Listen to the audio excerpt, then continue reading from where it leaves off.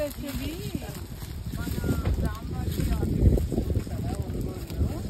అక్కడ ఇదేమో మనం తయారు చేసే కొబ్బరి చక్కగా అనగదు పురిడి కాయలతో తయారు చేస్తాము.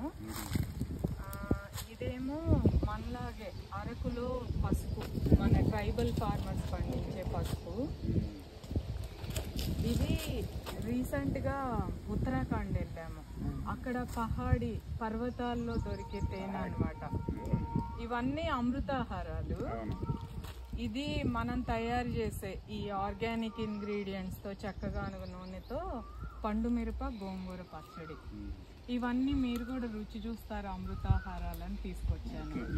ఈ ఖాదీ వస్త్రం, అదే మీకు తెలుసుగా ఖాదీ, ఇది పూర్తిగా చేతి మగ్గం మీద తయారైంది.